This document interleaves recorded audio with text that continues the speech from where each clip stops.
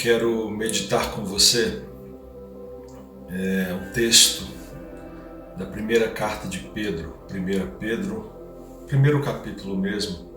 Eu quero começar lendo a partir do versículo 3, que diz assim: toda honra seja a Deus e Pai do nosso Senhor Jesus Cristo, porque é a sua misericórdia ilimitada que nos deu o privilégio de nascer de novo. A misericórdia ilimitada de Deus que nos deu o privilégio de nascer de novo. De maneira que agora nós já somos membros da própria família de Deus. E agora vivemos na esperança da vida eterna, porque Cristo Jesus levantou-se novamente dentre os mortos. E Deus reservou para mim, para você, para todos nós, reservou para os seus filhos a herança inestimável da vida eterna. Essa herança está guardada no céu para vocês, pura e imaculada, sem perigo de sofrer alteração ou de se estragar. E Deus, em seu grandioso poder, garantirá que vocês cheguem até lá, em segurança para recebê-la, por meio da fé. Essa herança lhes pertencerá naquele último dia, prestes a ser revelado. Então ele começa, irmãos, dizendo sobre a nossa verdadeira esperança e herança, que é a vida eterna. E eu trouxe esse texto serve para mim, para que eu medite sobre o que realmente é importante, sobre o que realmente tem valor, a vida eterna. Nós nos desgastamos diariamente com coisas que são passageiras, com riquezas terrenas, com expectativas do nosso dia ou mesmo do nosso futuro.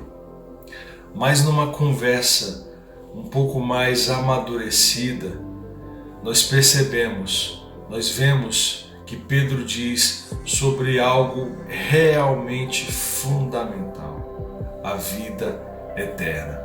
E ele diz que o acesso a essa vida eterna, ele diz que a abertura para esse portal da vida eterna acontece por causa da misericórdia de Deus que não tem fim, por causa da sua bondade e por causa de Cristo Jesus, o autor e consumador da nossa fé, o autor dessa tão grande salvação.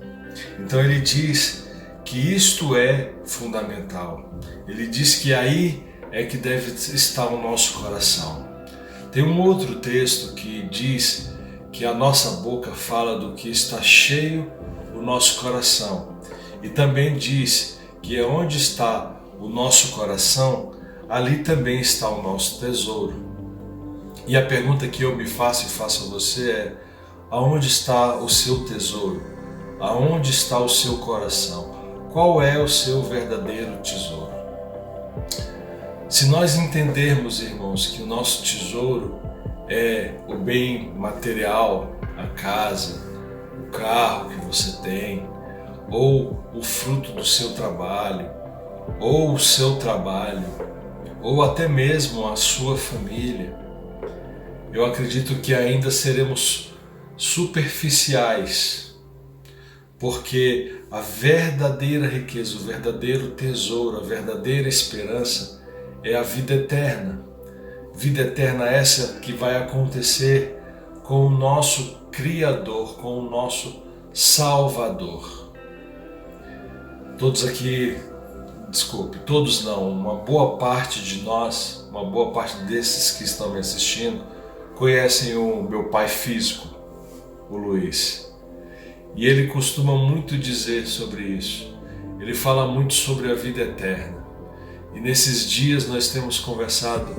Ontem mesmo tivemos uma conversa longa, passamos um tempo meditando sobre isso. E enquanto eu o ouvia, e enquanto também falava, algo veio muito forte ao meu coração sobre aquilo que é realmente relevante, aquilo que é verdadeiro. E por que eu digo que a vida eterna é verdadeira e a daqui não? Porque a daqui vai passar, porque daquilo que talvez você tenha como base de vida, de verdade, talvez o seu dinheiro, a sua possibilidade, a sua capacidade intelectual, tudo isso é perecível. Está escrito que nós não devemos juntar tesouro aqui para essa existência, porque tudo é corruptível, vai se corromper um dia. A nossa vida hoje pode estar cheia de saúde, pode ser que amanhã não tenha mais essa saúde em que nos agarramos tanto. Talvez o nosso dinheiro vai acabar, talvez as nossas certezas virem incertezas, mas existe algo definitivo para os que creem em Cristo: a vida eterna, o porvir, a esperança real. Isto é verdadeiro, a salvação, o nosso Salvador, o nosso Criador, e aquilo que viveremos eternamente com Ele: bondade, misericórdia, a sua grande salvação. Então, irmãos, a minha missão neste vídeo é convidar você para que você pense onde está o seu tesouro agora, aonde está o seu coração agora.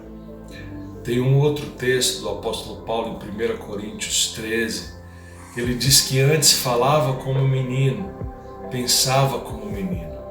Como é que nós temos caminhado? Será se como meninos, pensando como meninos, agindo como meninos, como se isto aqui, como se esta vida física fosse a vida possível e total? Nós temos algo superior. E aí ele diz que também nesse capítulo que ele começa agora a falar como alguém amadurecido. E nesse mesmo capítulo 13 de 1 Coríntios que eu citei, o último versículo, que também é o versículo 13, ele diz que resta no final esperança, fé e amor. Isso é real, irmãos. Isso deve ocupar o nosso pensamento, o nosso coração, a nossa mente.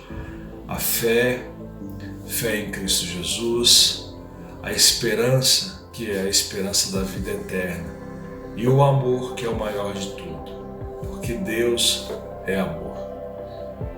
Fica aqui as palavras do apóstolo Pedro e as palavras do apóstolo Paulo, e que possamos meditar nisto, numa vida real e eterna. Deus abençoe você e quem sabe até uma próxima. Tchau.